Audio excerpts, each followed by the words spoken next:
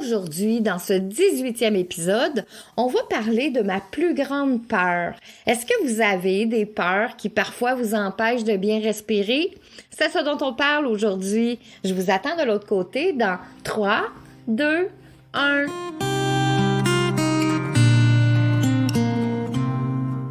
Au temps méridien, ça c'est le nom que tu dois retenir. C'est là que je vais t'inviter à prendre une place bien au chaud à mes côtés. Le temps d'une petite pause, juste pour toi. Et prends le temps. Prends un bon respire.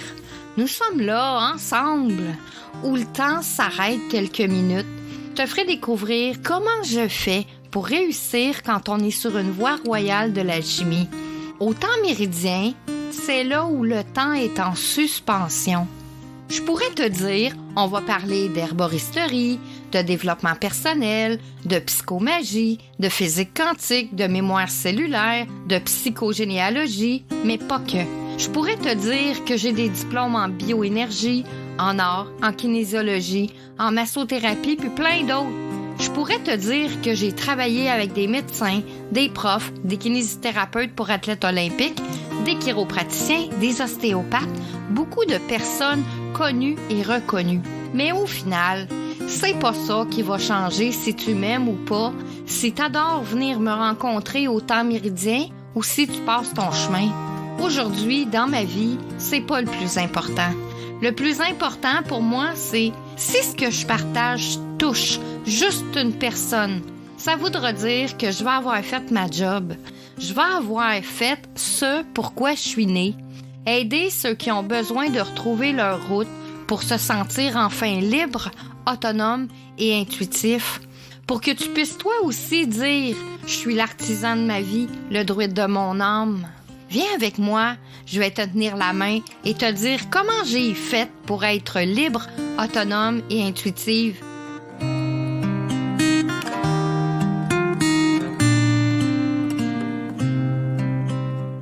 Bonjour mes amours, avez-vous une couverture à côté de vous là, pour pouvoir vous cacher dessous? Ou assez d'espace sous votre lit? Ben non, tout d'un coup qu'il y aurait quelque chose en dessous de votre lit. Aujourd'hui, dans le défi J'envoie 2024, le sujet est de vous parler de ma plus grande peur. Mais quel sujet! Des peurs, je peux vous en parler de long en large, malgré que tout au long de ma vie, j'ai travaillé sur mes peurs, elles se sont envolées, mais il y en a une qui reste. Puis, je pense que peut-être qu'il y en a d'autres aussi qui l'ont, cette peur-là, puis c'est complètement irrationnel. C'est celle d'avoir peur d'être attaqué par un chien.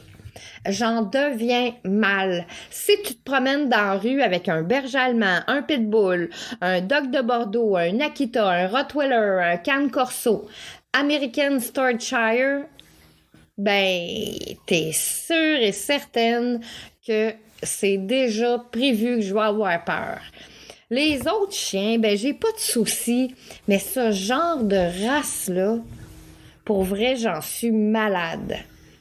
Avec les races que je viens de vous énumérer, ma peur a rien à voir avec la grandeur puis la grosseur du chien. Parce que un berger des Pyrénées, un Saint-Bernard, ben, c'est des plus gros chiens, mais pour moi, je les vois comme des gros toutous. Alors, il y a vraiment ce type de race dont j'ai très peur. J'ai essayé de voir d'où cela pouvait provenir, puis malgré certains événements, je peux pas complètement associer tout ça ensemble. Faut savoir que j'ai aussi une formation en psychologie canine, puis il y a vraiment rien à faire avec cette peur qui me hante dans mes tripes. Tu sais, je comprends tout comment fonctionne le cerveau d'un chien, puis c'est là qu'on comprend que c'est vraiment irrationnel. C'est comme en dehors de mon mental. Si tu te promènes avec ce genre de chien, malgré qu'il est en laisse, ben t'es certain que je vais changer de trottoir. Si tu l'as chez toi, ben t'es certain que j'irai pas chez toi. Mon Dieu, que ça me pogne aux tripes. La peur qui est là, j'ai peur qu'il me saute dessus, qu'il me morde puis qu'il me déchique en 1000 morceaux, là. Je vois bien que cette peur-là est complètement hors du temps, que c'est vraiment une peur irréelle. Alors, si je vous fais mon parcours de ce genre de choses, c'est parce que j'ai pas toujours eu peur des chiens. J'ai environ 11 ans. Mon père travaille dans un garage de body shop. Ce fameux garage est juste au coin de la rue de chez moi. La fille du propriétaire, c'était une amie, donc je passais souvent au garage. Disons que le garage où mon père qui travaillait, c'était un deuxième chez moi. Et nous savons tous que dans un garage, il y a plein de gens qui passent là.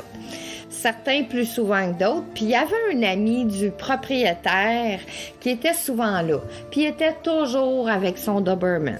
Puis comme tout le temps, j'arrivais, je flattais le chien, puis ce jour-là, je ne sais pas si je suis arrivée trop vite, mais le chien s'est élancé vers moi, la gueule ouverte, puis le propriétaire a eu le réflexe, en tout cas vraiment un réflexe de dingue, juste eu le temps de le rattraper par la laisse, puis la gueule du chien s'est fermée à 2 pouces de mon nez.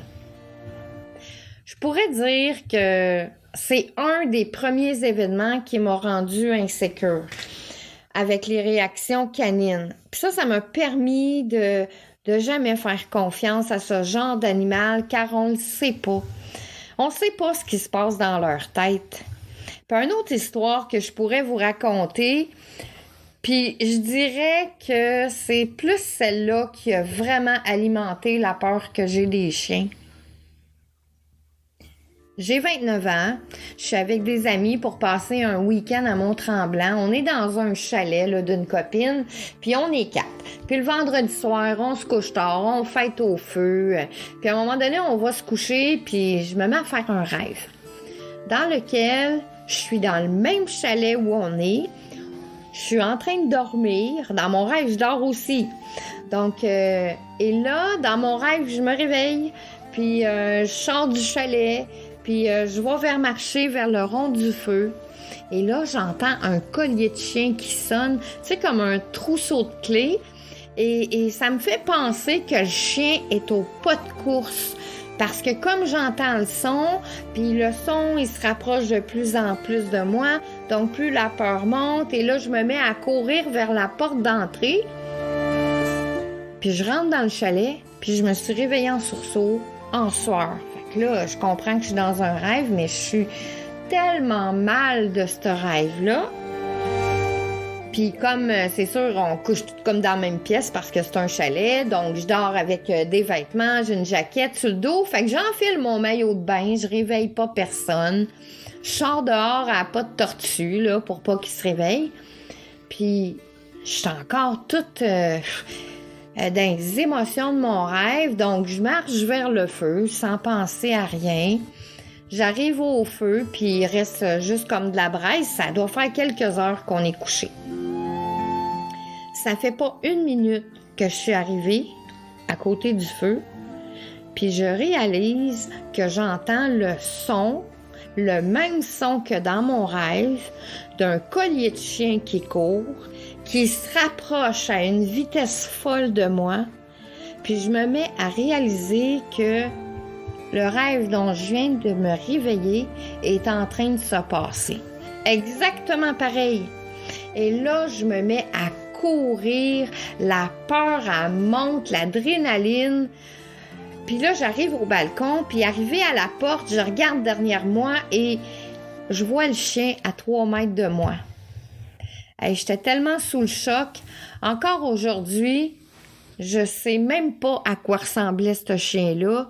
Je suis rentrée dans le chalet, j'ai réveillé tout le monde en rentrant, tellement j'ai rentré vite. J'étais virée à l'envers, les 3 autres personnes, toutes endormies, qui étaient avec moi, ben là, c'est sûr qu'ils me prennent pour une folle, parce que eux ont pas ce vécu avec les chiens, ils ont pas cette peur des chiens, puis surtout, ils connaissent le chien qui appartenait à un voisin. Mais vraiment, ce rêve-là, puis que ça se passe dans les secondes qui suivent, ça m'a vraiment traumatisée. Alors tout ça pour vous dire que les peurs, on n'est pas on sait pas toujours d'où elle vient, on sait pas si c'est rationnel, si ça l'est pas. Ben, ça l'est pas, là, dans mon cas. Malgré qu'on est habitué à travailler sur nous, une chose est certaine, c'est que les peurs sont complètement hors du temps. Parfois, certaines personnes n'arrivent pas à les contrôler. Puis, je pense, ça c'est dans ce que je pense, c'est aussi longtemps qu'on ne trouve pas la cause réelle sous-jacente, cette peur-là, elle va être présente. C'est ce qui termine ce 18e épisode. Demain, dans le défi J'envoie 2024, on va parler d'une croyance d'affaires. Je suis Marie-Léa, une alchimiste heureuse parce que je suis l'artisane de ma vie, le druide de mon âme. Viens avec moi, je vais te tenir la main et te dire comment j'ai fait pour que tu puisses toi aussi dire « Je suis l'artisane de ma vie, le druide de mon âme ». Bonne journée à tous et chacun, je vous embrasse et je vous dis à demain pour le défi J'envoie 2024.